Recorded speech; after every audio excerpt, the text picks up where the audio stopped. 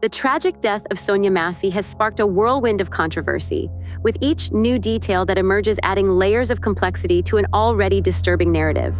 What initially appeared to be a tragic accident is now revealing itself to be something far more sinister, with allegations of misconduct, potential conspiracies, and systemic failures within the police force. At the heart of this tragic incident is the revelation that the police were fully aware of Sonia's mental health condition. Despite this knowledge, they opted to use aggressive force, leading to the fatal outcome. Sonia's mother, Donna Massie, had repeatedly informed the authorities about her daughter's struggles with paranoid schizophrenia, pleading with them to exercise caution and compassion. Donna knew the risks her daughter faced and was desperate to protect her. But her pleas fell on deaf ears, as the police response was anything but compassionate.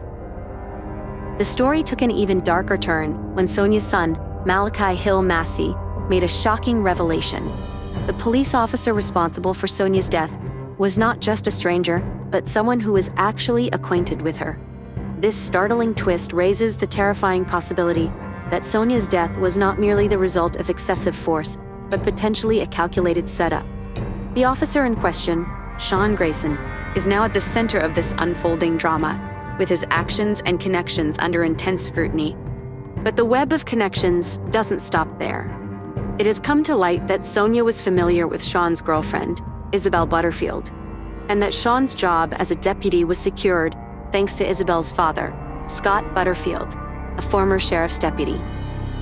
This connection raises serious questions about conflicts of interest and the influence of personal relationships within the police force. Was Sonia's death a result of a personal vendetta? Did she anger Isabel in some way, prompting Sean to take drastic and ultimately deadly measures? Or was this part of a broader conspiracy, with the police complicit in setting Sonia up for a tragic end? Adding to the suspicion is the fact that Sonia was found unclothed on the day of her death. There were also reports of unusual activity outside her home just before the fatal incident, which only deepens the mystery. These details have led many to speculate that something far more nefarious was at play on that tragic day.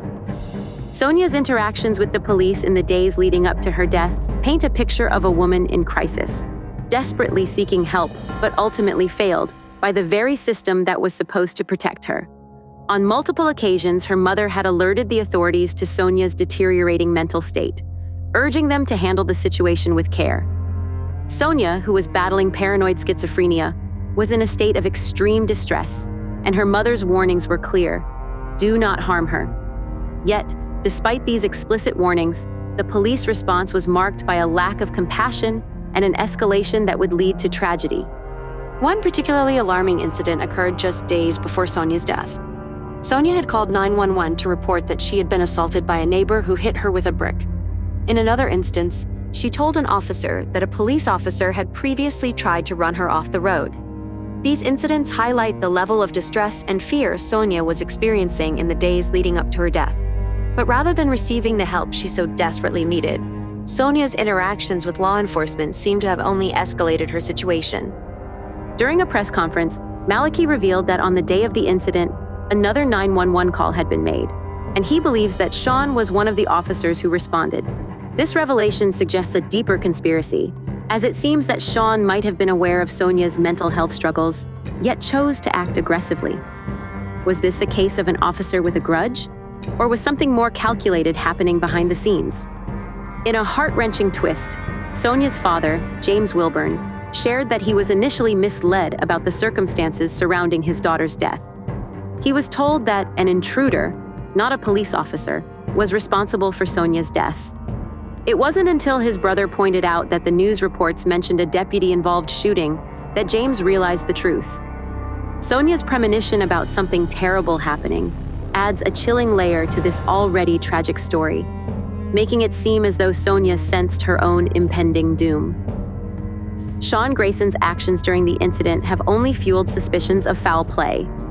He turned off his body camera during the encounter, a move that has raised serious questions about his intentions.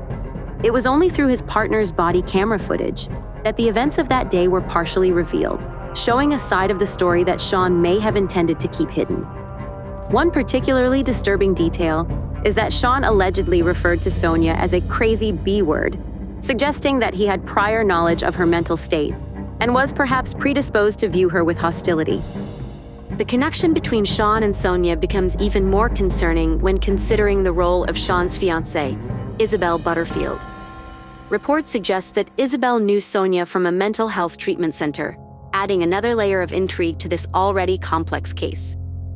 Was there a personal conflict between Sonia and Isabel that led to the tragic events?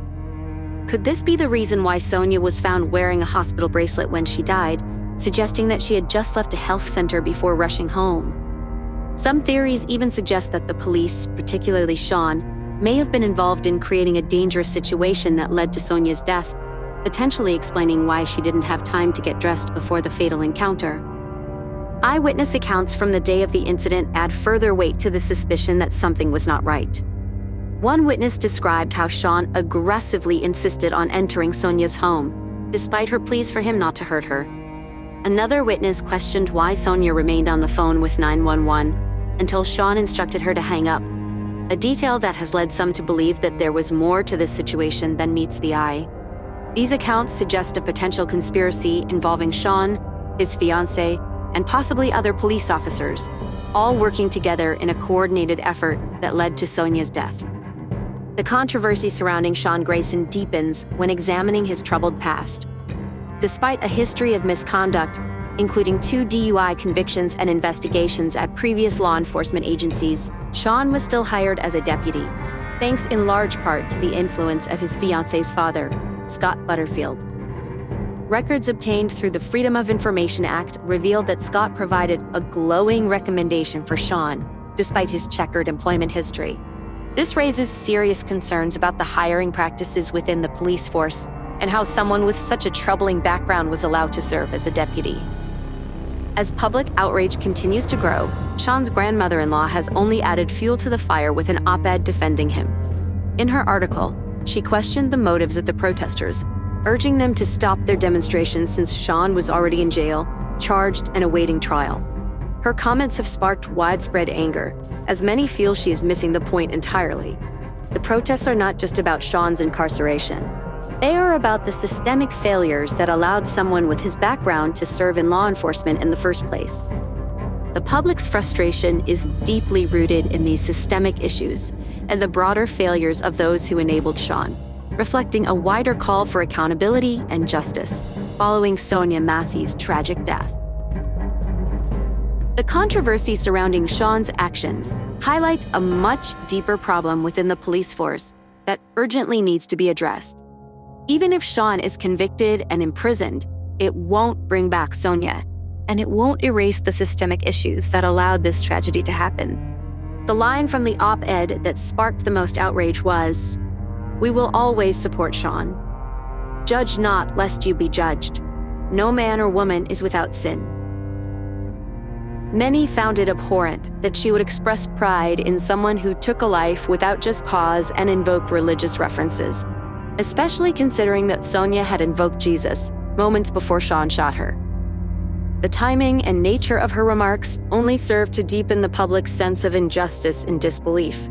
Public sentiment is overwhelmingly skeptical, with many questioning why Sean turned off his body cam. "Thank God the other cop had his on," one commenter noted. Another pointed out, the cop went there specifically for that. Sonia's fate was sealed that night before she even answered the front door. Premeditated. The broader public reaction is one of suspicion, with many calling for a thorough investigation. The circumstances surrounding Sonia's death suggest it was a planned act, and the public isn't satisfied with merely putting Sean behind bars. There's a strong demand for investigating everyone involved, including those who supported or enabled him. This case has ignited a firestorm of controversy, not just because of the tragic loss of life, but because it exposes deep flaws in the system.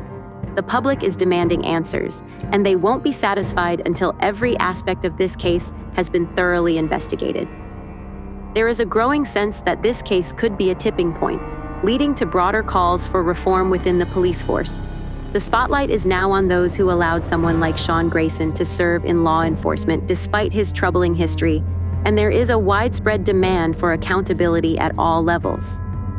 As this case continues to unfold, it raises critical questions about the role of personal connections in law enforcement, the adequacy of police training in dealing with mental health crises, and the need for greater transparency and accountability within the police force. The tragic death of Sonya Massey is a stark reminder of the human cost of systemic failures, and it has become a rallying cry for those demanding change. What do you think about this situation? Do you believe Sonia was set up? Is incarcerating Sean sufficient?